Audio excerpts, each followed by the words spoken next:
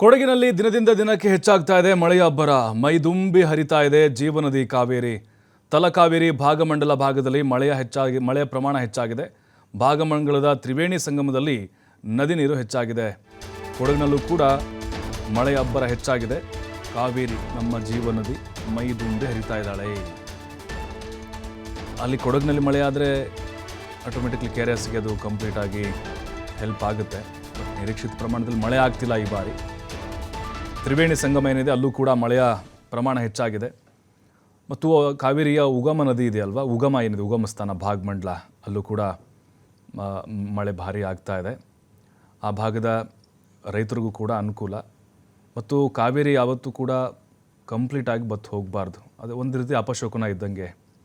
ಯಾಕಂದರೆ ಪ್ರತಿ ಬಾರಿ ನಾವು ಗಮನಿಸ್ತಾನೇ ಇದ್ದೀವಿ, ಮಳೆ ಪ್ರಮಾಣ ಕಡಿಮೆ ಆಗಿರಬಹುದು, ಆದರೆ ಕಾವೇರಿ ಒಡಲಲ್ಲಿ ಸ್ವಲ್ಪ ಆದರೂ ನೀರಿರಬೇಕು. ಕಂಪ್ಲೀಟಾಗಿ ಆಯ್ತಪ್ಪ ನೀರೇ ಇಲ್ಲ ಬತ್ತು ಹೋಗ್ಬಿಡ್ತಾ ಅಂದರೆ ಅದು ರಾಜ್ಯದ ಮೇಲೂ ಕೂಡ ಪರಿಣಾಮವನ್ನು ಬೀರುತ್ತೆ. ರೈತರಿಗೂ ಕೂಡ ಅದು ಎಫೆಕ್ಟ್ ಆಗುತ್ತೆ. ನೋಡಿ ಹೇಗೆ ನಮ್ಮ ಕಾವೇರಿ ಮೈದುಂಬಿ ಹರಿತಾ ಇದೆ ಅಂತೇಳಿ. ತ್ರಿವೇಣಿ ಸಂಗಮ ಭಾಳ ಪುಣ್ಯ ಪವಿತ್ರವಾದಂಥ ಕ್ಷೇತ್ರ. ಈಗ ಸದ್ಯಕ್ಕೆ ಪ್ರವಾಸಿಗರಿಗೆ ಕೆಲವು ನಿರ್ಬಂಧಗಳನ್ನು ಹೇರಲಾಗಿದೆ. ಭಾಗಮಂಡಲದಲ್ಲೂ ಕೂಡ ಈ ಟೈಮ್ನಲ್ಲಿ ಜಾಸ್ತಿ ಬರ್ತಾರೆ ಪ್ರವಾಸಿಗರು. ಅಂದರೆ ಭಕ್ತರ ಸಂಖ್ಯೆ ಜಾಸ್ತಿ ಬಂದು ಆ ಕಾವೇರಿ ಮಾತೆಗೆ ನಮಿಸುವಂಥ ಒಂದು ಸಂಪ್ರದಾಯ. ಆ ಕೊಡಗು ಮಡಿಕೇರಿ ಭಾಗದಲ್ಲಿ ಜನ ಕೂಡ ನಿರಂತರವಾಗಿ ನಮಸ್ಕಾರ ಮಾಡ್ತಾನೆ ಇರ್ತಾರೆ.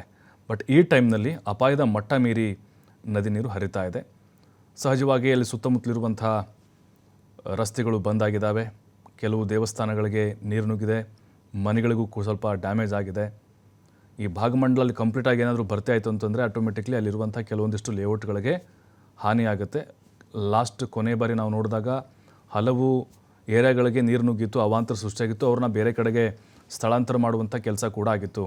ಆದರೆ ಈ ಬಾರಿ ನಿರೀಕ್ಷಿತ ಪ್ರಮಾಣದಲ್ಲಿ ಅಷ್ಟೊಂದೇನು ಮಳೆ ಪ್ರಮಾಣ ಆಗದೇ ಇದ್ದರೂ ಕೂಡ ಬಟ್ ಒಂದು ಹಂತಕ್ಕೆ ಸಮಾಧಾನಕರವಾಗಿ ತೃಪ್ತಿಕರವಾಗಿ ಕಾವೇರಿ ಬೋರ್ಗರಿತಾ ಇದ್ದಾಳೆ. ಕೊಡಗು ಭಾಗದ ಜನರು ಕೂಡ ಈಗ ಸಂತಸವನ್ನು ವ್ಯಕ್ತಪಡಿಸ್ತಾ ಇದ್ದಾರೆ. ಭಾಗಮಂಡಲ ಕಾವೇರಿಯ ಉಗಮ ಸ್ಥಾನ.